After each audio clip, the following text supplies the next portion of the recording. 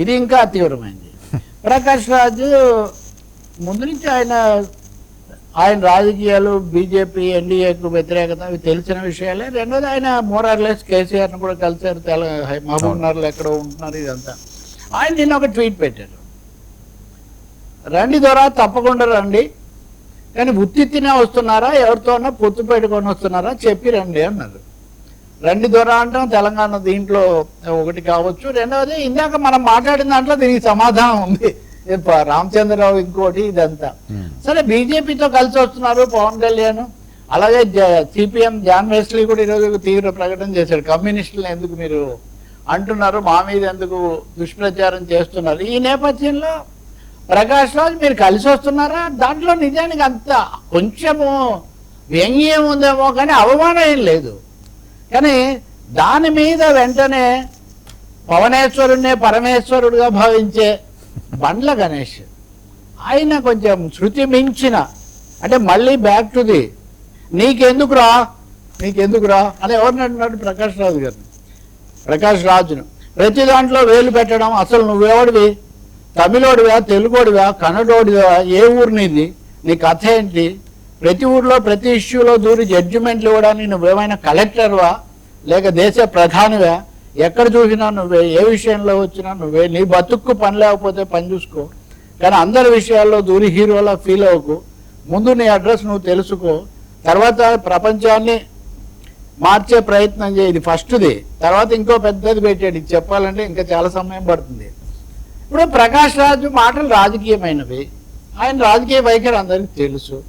అయినా పవన్ కళ్యాణ్ ఆయనే పెట్టుకొని సినిమాలు చేసిన సంగతి కూడా తెలుసు. నువ్వేమన్నా హీరోలా ఫీల్ అవుతున్నావు అంటే ప్రకాష్ రాజు హీరోగా ఫీల్ అయ్యే అవకాశం ఏం లేదు. విలన్ పాత్రలు, తండ్రి పాత్రలు మాత్రమే ఆయన వేస్తారు. బండ్ల గణేష్ అరే ఒరే నువ్వెక్కడి వాడివి, నువ్వు కన్నడి, అది వద్దనే కదా పవన్ కళ్యాణ్ చెప్పింది. అంతర్భాగం తెలంగాణ భారతదేశంలో అంతర్భాగం లేదా ఆంధ్రప్రదేశ్ అంతర్భాగం అని చెప్తుంటే నువ్వు తెలుగువాడివా, కన్నడోడివా, ఇంకొకటివాడివా అయితే ఇప్పుడు మిమ్మల్ని అడగరా ఆ ప్రశ్న. మీరు ఉదాహరణకు బండ్ల గణేష్ గారు రేవంత్ రెడ్డి చాలా సమర్థిస్తూ ఆ రోజు ఎన్నికల ఫలితాలు వచ్చిన రోజు మేము టీవీ స్టూడియోలో కూర్చున్నాం. మీరు రేవంత్ తరఫున ఉన్నారా, బొత్స సత్యనారాయణ గారి తరఫున ఉన్నారా, పవన్ కళ్యాణ్ గారి తరఫున ఉన్నారా, ఆంధ్రప్రదేశ్ తరఫున ఉన్నారా, తెలంగాణ తరఫున ఉన్నారా, కాంగ్రెస్ లో ఉన్నారా అని అడగలేరా మిమ్మల్ని? ఎందుకు అసలు ఇవన్నీ? రాజకీయంగా ఆయన అడిగారు, రాజకీయంగా ఉంటే చెప్పండి, నీ బతుకు నువ్వు బతుకుతారా బతకలేరా? సార్ ఈ ద్వేషం మంచిది కదా సార్. ఒకవైపున అందరూ ద్వేషం వద్దు, వివాదాలు వద్దు, ఉద్రేకాలు వద్దు అని చెప్తూనే ఎవరో ఒక మాట అన్నారని దాన్ని ఆధారం చేసుకుని బండ్ల గణేష్ మొన్న కూడా మీకు చెప్తున్నాను, నేను ఒక పెళ్లిలో కలిసినప్పుడు ఎలా జరిగింది ఏంటని చూపుతా. ఈ ప్రకాష్ రాజ్ అంటేనే ఉలిక్కి పడే ఒక లక్షణం. అది బీజేపీ ఆర్ఎస్ఎస్లకు ఉండొచ్చు కానీ బండ్ల గణేష్కి అంతే. ఇప్పుడు ఆ ప్రశ్నకి ఆయన ఏం చెప్తారు? నేను అడిగే ప్రశ్నలు చాలా మంది వేస్తుంటారు. బండ్ల గణేష్ ఏమి వ్యక్తిగత వివాదం కోసం నేను చెప్పట్లేదు, సందేహాలు కలుగుతాయి కదా. మీరే పవన్తో ఉంటారు, మీరే రేవంత్తో ఉంటారు, మీరే ఇంకొకరితో ఉంటారు, మీరు చంద్రబాబు కోసం అక్కడి నుంచి ఇక్కడి వరకు యాత్ర చేస్తారు. వీటి మధ్య రాజకీయంగా కానీ వ్యక్తిగతంగా కానీ ఏమైనా పొందుకు చేయొచ్చు, మీరు అందరితో మీరు కలిసి ఉండొచ్చు, కానీ అందరూ మీలాగే ఉండాలనే ఉంది. ప్రకాష్ రాజు ఒక రాజకీయ విధానం ఆయన ఎంచుకున్నాడు. మీరు అందరితో కలిసి అన్ని రాజకీయాల్లో కూడా కలిసి ఉండాలని మీరు అనుకున్నారు. దాన్ని నేనేం పేరు పెట్టను, దాన్ని ఏ వాదం అంటారు, ఏ విధమైన వ్యూహం అంటారు, అది ఎవరి ఇది వాళ్ళది. కానీ ఇది ఒరే తరే అనాల్సినంత అవసరం ఇక్కడ లేదు.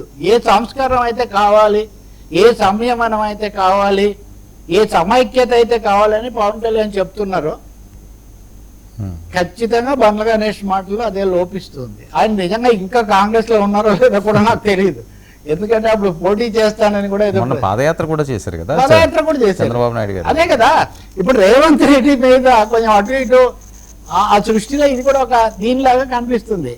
ఇంకా చాలా ఉన్నాయి దీంట్లో. ఇతరుల గురించి తీర్పులు ఇవ్వడం కంటే ముందు చూడండి, నువ్వు గురించి నువ్వు చాలా ఎక్కువగా ఊహించుకుంటున్నావు, నీకు నువ్వే గొప్ప మేధావిని, గొప్ప వీరుడిని అని సర్టిఫికేట్ ఇచ్చుకోవచ్చు.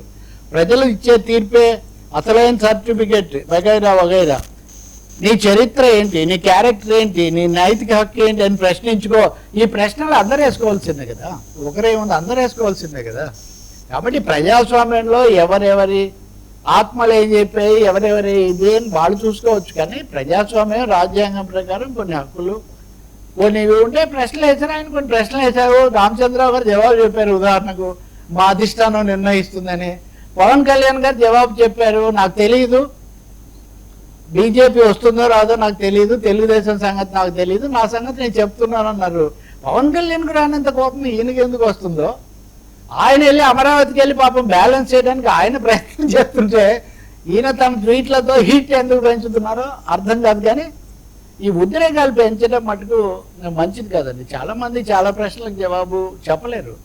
ఎందుకంటే బండ్ల గణేష్ స్వయంగా లైన్లోకి వచ్చి చెప్పిన రోజులు ఉన్నాయి. ఆయన ఇంత భారీ సినిమాలు ఇన్ని ఎలా తీస్తున్నారు, ఎవరెవరితో ఉన్నాయి, ఇట్లా చాలా కథలు. ఇవన్నీ బహిరంగమైనవే నేను చెప్పేది, ఏవి సోర్సులు సీక్రెట్లు కాదు. కాబట్టి ప్రజా జీవితంలో సినిమా రంగమైన రాజకీయ రంగమైన చాలా ప్రశ్నలు ఉంటాయి. అభ్యంతరాలు చెప్పొచ్చు, భిన్నాభిప్రాయాలు ఉండొచ్చు. కానీ పెంచుకోవటము, ఏదో అవతల వాళ్ళను ఎక్కువగా చేసేస్తే అయిపోతుంది అనుకోవడం అది పొరపాటు.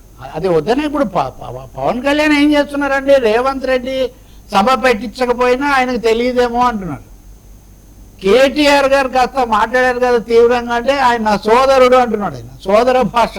సో గాంధీగిరి కొంచెం బండ్ల గణేష్ కూడా ప్రాక్టీస్ చేయాలి పవన్ కళ్యాణ్ దగ్గర అనుకుంటున్నాం. మరి సార్ అందులో బీజేపీ పొత్తులో ఉండి గాంధీగిరి చేస్తున్నారు పవన్ కళ్యాణ్. అది ఇక్కడ ఆర్ఎస్ఎస్ ఆరాధనీయమైన లక్షణాలు ఉన్నాయంటూ గాంధీగిరి చేస్తున్నారు.